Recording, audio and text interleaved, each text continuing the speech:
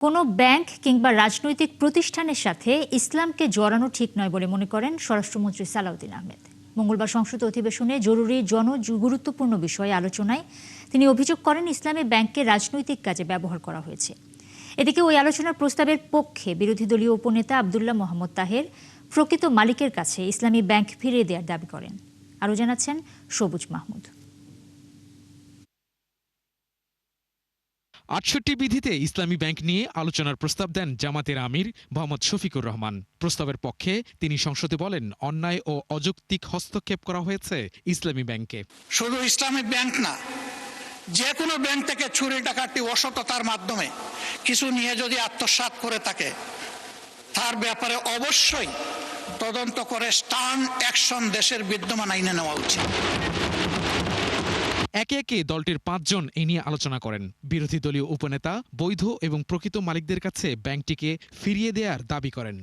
এই ৮২% হচ্ছে অন্যান্য লোকদের মালিকানাকে ডাকাতির মাধ্যমে ডিজেফাই দিয়ে এটাকে সে দখল করে জোর করে নিয়ে গেছে। আমাদের দাবি এটা অরিজিনাল মালিকদের ফেরত দিতে হবে এবং যেভাবে সুস্থভাবে চলছিল সেটাকে অব্যাহত রাখার জন্য চেষ্টা করতে হবে।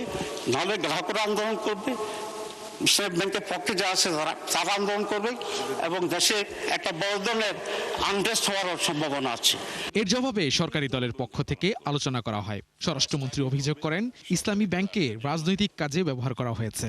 নাবিল গ্রুপকে ৭০০ কোটি টাকা এলসির এগেনস্টে লোন দেওয়া হয়েছে, পরে এই মালামাল বিক্রি করে ব্যাংকে টাকা ফেরত দেওয়া হয়নি। দুষ্ট লোকেরা বলে সেটা কোনো এক দলের নির্বাচনে তহবিলে লেগেছে এবং তারা একটা টিভি চ্যানেল প্রতিষ্ঠা করেছে এবং সেই টিভি চ্যানেলটা কোন পক্ষে খেলছে সেটা আমরা জানি। তার ব্যাংক লায়াবিলিটি হচ্ছে ১৬,০০০ কোটি টাকা। তার বিরুদ্ধে তদন্ত কেন হচ্ছে না? সেই জন্য তদন্ত হবে মাননীয় স্পিকার। এখন তিনি আরো বলেন, সবকিছুতে ইসলামকে টেনে আনা ঠিক নয়। বক্তব্য দিচ্ছে ইসলামের উপর হাত দিবেন না মাননীয় স্পিকার। ইসলামী ব্যাংক ইসলাম নয়, আমাদের জনাব মির্জা ফখরুল ইসলামও ইসলাম নয়, জামাতে ইসলামও ইসলাম নয়।